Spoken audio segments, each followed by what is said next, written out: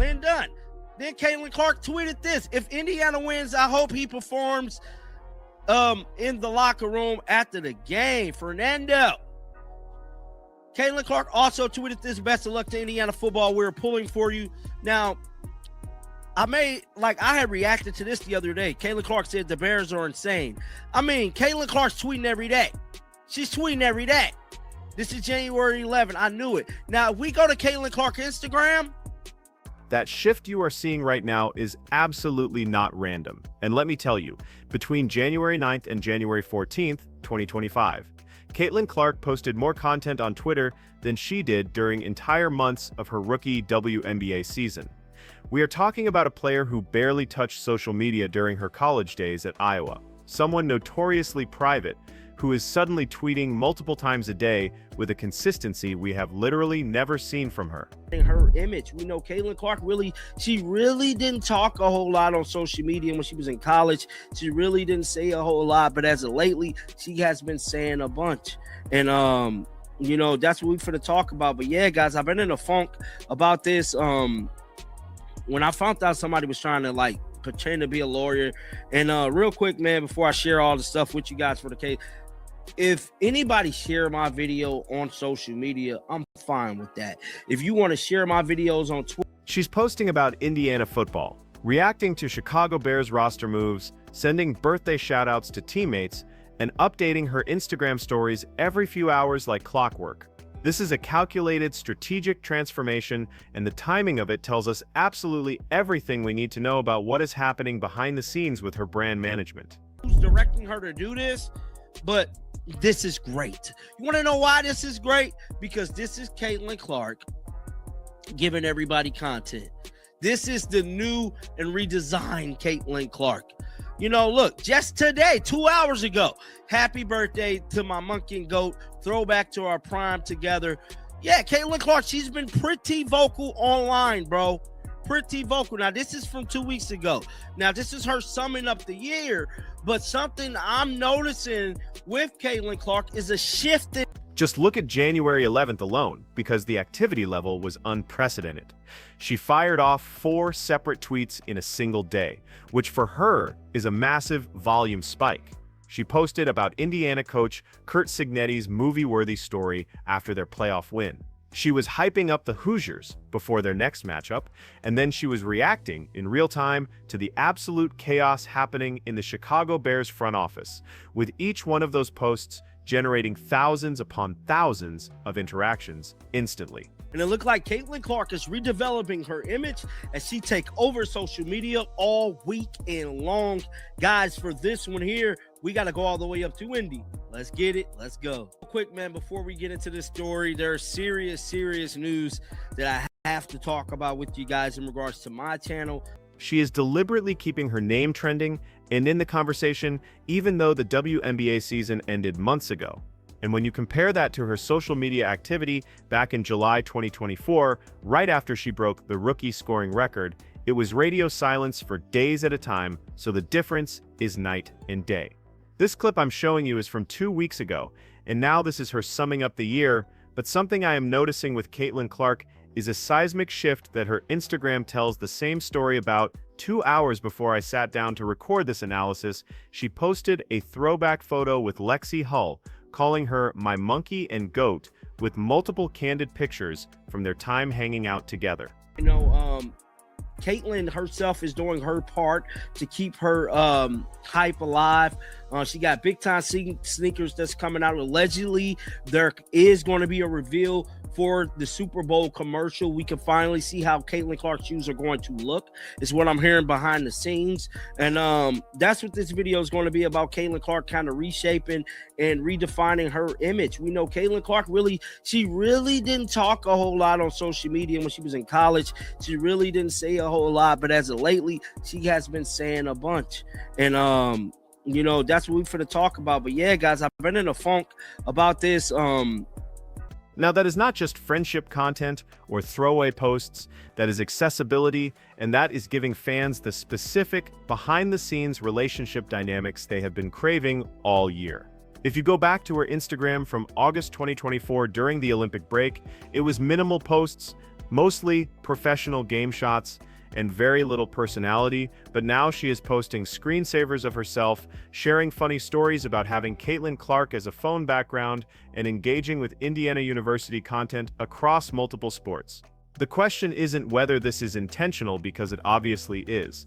The real question is who sat her down and convinced her this was necessary, and what exactly changed between the end of the season and January to spark this. Caitlin Clark showing love to the Hoosiers. Yeah, bro. I love this, bro. I love this for CC. I truly do, because this is something we haven't seen before, and this is Caitlin doing her part to keep her genre and hype alive, but keep the substance alive behind her name. But with that being said, man, let me know y'all comments about this down in the comment section. But always remember, guys, you know, I will never, ever contact y'all, my attorneys, on Twitter. Just silly anyways. Here is exactly what makes this transformation so significant from a business perspective. Caitlin Clark generated 3.4 million viewers for her final regular season game in September 2024, which was the highest-rated WNBA game in 23 years. A number that is frankly staggering. Her jersey outsold every other player by a margin that wasn't even close. And Nike stock literally jumped 3.8% the week her signature shoe line was confirmed, proving she single-handedly changed the economic trajectory of the entire league. But here is the problem.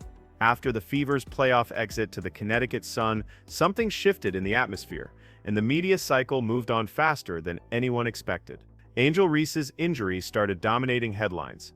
A'ja Wilson's unanimous MVP campaign took center stage, and suddenly, the player who carried WNBA viewership all season was in danger of becoming old news during the long off-season, which is exactly when the social media blitz started, you know. Making money off my content. That's what I have an issue with. If you want to share my stuff on Twitter, go right ahead. I don't care. Share the videos. But when you got AI channels building platforms off the content and this and that, that's no, because this is my camera, my microphone, my mouth, my voice creating the content. Now, with that being said, my little rant is over, but I just wanted to let y'all know about all of that, man, because these are some of the things that is. You have to think about the position this puts Caitlin in, because she spent her entire Iowa career letting her game speak for itself, relying on 40-point performances and logo threes to do the talking, while becoming the all-time NCAA scoring leader for both men's and women's basketball. She didn't need Twitter threads or Instagram stories to stay relevant back then, because she was dropping 30 points on national television every single week, and the highlights did the work for her. But the WNBA offseason is 6 months long, and that is half a year where the only way to maintain cultural relevance is through content creation, brand partnerships, and consistent social media engagement. Been contacted by a fake attorney. My attorneys will not contact you via the social media. We're going to contact you via the email or send a cease and desist to your home address or something. I will never send a cease and desist or anything like that through a social media, through like a Twitter message, through like an Instagram message. I just won't do that. If I'm going to take any legal action, it's going to be via the email or via the serving you at your home workplace or something like that. But if you guys have been contacted, please send me that information so I can give it over to my attorneys, because we're working on a major lawsuit and possibly criminal charges for somebody that is trying to sabotage my. She watched players like Sabrina Ionescu build massive followings during the offseason through consistent online presence, and she saw how Angel Reese turned her podcast into a literal media empire before playing a single professional game. The league's new media rights deal with Disney, Amazon, and NBC starts in 2026 and is worth $2.2 billion over 11 years. More than triple the previous contract, but here is the catch: that money gets distributed based on fan engagement metrics, viewership numbers, and marketability. If Caitlin Clark goes silent for 6 months, other players fill that vacuum, other storylines dominate the conversation, and by the time the 2025 season starts in May, she risks being just another star instead of the star. Anyways, watch that energy in these recent posts, because that is someone who clearly understands the assignment now. The Snickers Super Bowl commercial reveal is huge, and man, That is scheduled for February 9th, 2025, which puts her on the biggest advertising stage in the world. Her Nike signature shoe line drops in April, just weeks before the season opener. Aja Wilson is releasing her custom basketball in March. State Farm extended her endorsement deal through 2027, and Gatorade signed her to a multi-year partnership in December. These massive brands didn't invest millions of dollars in someone planning to stay quiet on social media for half the year. They need content, they need engagement, and they need Caitlin Clark to be a year-round presence, not just a seasonal athlete who disappears when the final buzzer sounds. So her team, whether that is her agent, Nike's marketing department, or the Fever's PR staff, sat her down and explained the new reality of modern sports stardom. Being the best player isn't enough anymore. You have to be the most visible player, the most accessible player, and the most consistently present player in the feeds of millions of fans. Every single day you are not posting is a day someone else is building their brand at your expense and essentially making money off the vacuum you left behind. Because these are some of the things that are going on, and the content strategy is deliberate if you take the time to notice the patterns. She is not posting about WNBA drama or getting dragged into league controversies, and she is not weighing in on expansion debates or CBA negotiations, which could alienate fans. Instead, it is Indiana sports across the board. She's posting about Hoosiers football, which just had their best season in decades. She's talking about Purdue basketball when they are ranked, and she's sharing Chicago Bears content because she grew up in Iowa near the Illinois border, and that has always been her NFL team. She's mixing in birthday posts for teammates that humanize her relationships, which positions her as a hometown hero supporting local sports, not someone chasing clout or stirring up controversy. Compare that to how other WNBA stars use social media. Aja Wilson posts workout videos and advocacy content. Breanna Stewart discusses social justice issues, and Sabrina Ionescu does basketball tutorials and brand partnerships. Caitlin is carving out a completely different lane, the relatable Midwest athlete who genuinely loves sports beyond just her own career. And that authenticity matters because her fan base skews heavily toward casual sports fans who discovered the WNBA through her, not the die-hard women's basketball followers who have been watching for years. For somebody that is trying to combat the negativity or sabotage narratives that float around the internet, here is what makes this pivot particularly smart. That channel sabotage situation described earlier, the fake attorney contacting people on Twitter, the view manipulation, the algorithm exploitation, that is all happening because Caitlin Clark content generates massive traffic and bad actors know it. Channels covering her averaged 400% higher viewership than general WNBA content during the 2024 season, and that created an entire ecosystem of content creators building platforms around her name. Some legitimate analysts, some pure engagement farmers, and some outright scammers using her image for clicks. By increasing her own social media presence, Caitlin takes back control of her narrative so fans don't have to rely on third-party channels for updates. They get content directly from her, which reduces the power of drama-focused creators who thrive on speculation and controversy. It is the same strategy Taylor Swift used when she started posting more on social media after years of staying relatively quiet. Direct communication with fans eliminates the middleman and all the distortion that comes with it. The timing also coincides with the Fever's front office changes. Kelly Krauskopf left to become president of the Indiana Pacers in October 2024. Amber Cox took over as interim GM, and Christy Sides is still head coach despite calls for her replacement all season. There is uncertainty around the organization's direction heading into 2025, but by staying visible and positive on social media, Caitlin projects stability and shows that while the franchise might be in flux, their superstar is engaged, active, and committed to Indiana basketball. So here is what this social media transformation really represents when you peel back the layers. It is Caitlin Clark adapting to the reality of modern sports stardom, where your off-season presence matters just as much as your on-court performance. It is her brand team recognizing that 6 months of silence could cost her millions in endorsement value and cultural relevance, and it is a strategic decision to maintain momentum during the longest offseason in professional sports. But it is also something more fundamental, because for the first time in her career, Caitlin Clark is playing the media game on her own terms.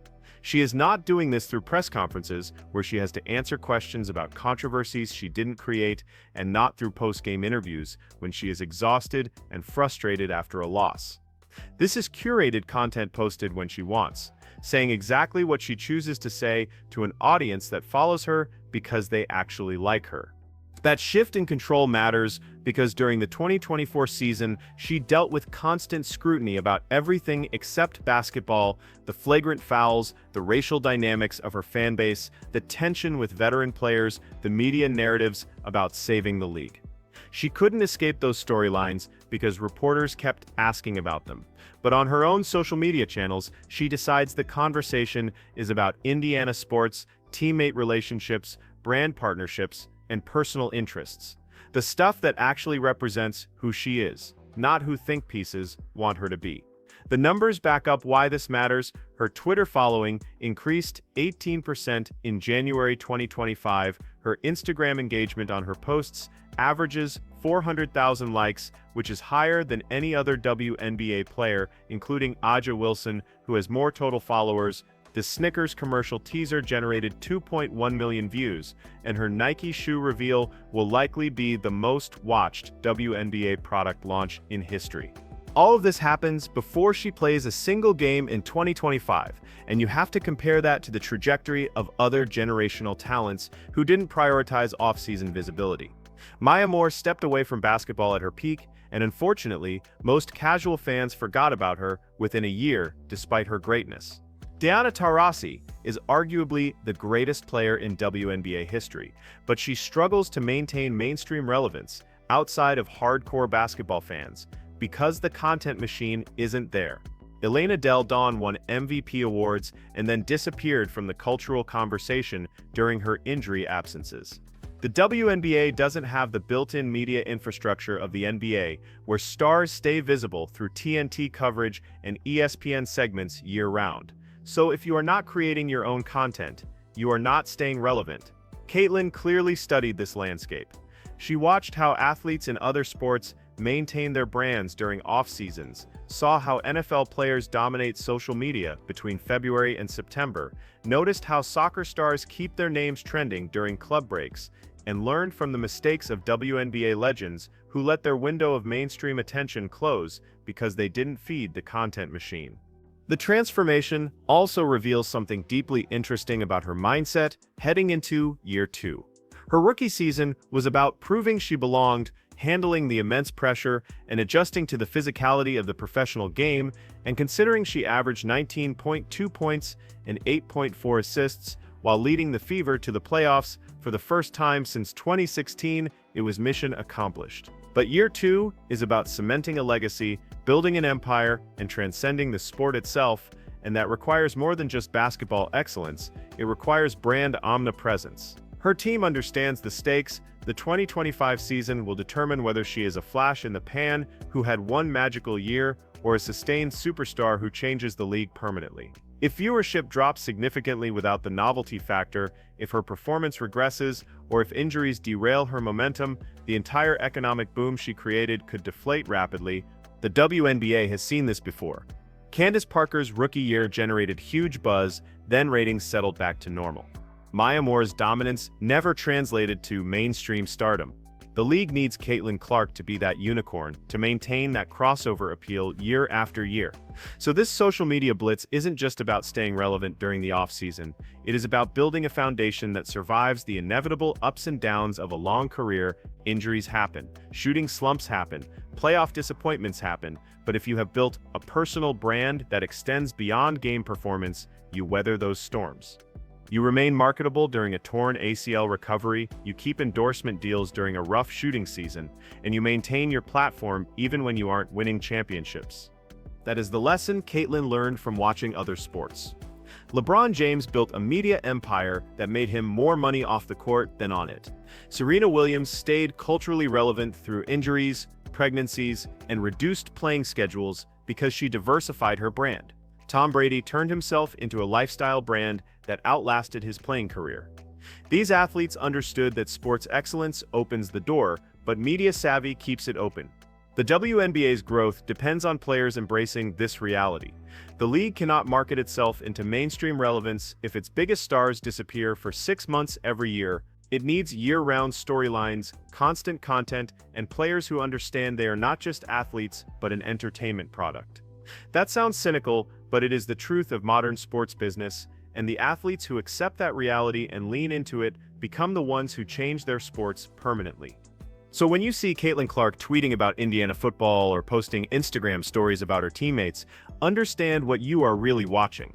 That is not just a player being active on social media. That is a generational talent learning how to build a legacy that extends beyond basketball. That is someone who recognized the off-season silence was costing her momentum and decided to do something about it. That is the evolution of a superstar who is figuring out how to stay relevant in an era where attention spans are measured in hours, not seasons. Now the question is whether this transformation feels authentic or forced, because fans can absolutely tell the difference if this social media presence continues naturally, if she maintains this accessibility without it feeling like a marketing obligation. It works beautifully. But if it becomes obvious that her team is running her accounts or forcing content that doesn't match her personality, the backlash will be brutal. Authenticity is the currency of social media, and you can't fake it for long. But based on what we are seeing so far, it feels genuine. The content matches her personality from college. The Indiana sports focus makes sense for someone who has made that state her home, and the teammate interactions feel real, not staged. If she can maintain that authenticity while increasing her output, she has found the winning formula. And if the Fever can build a championship contender around her while she is building this media empire, the WNBA might actually have the mainstream breakthrough it has been chasing for 28 years. So keep watching her social media over the next few months. Watch how she handles the shoe reveal, the Super Bowl commercial, and the lead up to the season. Watch whether this increased presence continues or fades, because how Caitlin Clark navigates this offseason might matter more for her long-term legacy than anything she does on the court. The game made her famous, but social media might be what makes her immortal. What do you think about all of this? Is this social media transformation a smart career move that cements her status, or does it feel forced and corporate to you? Drop your thoughts in the comments below, because I really want to hear your take on this strategy. And if you want more WNBA analysis that goes deeper than the surface level takes you see everywhere else, hit that subscribe button, because this league is changing fast and we are breaking down every angle.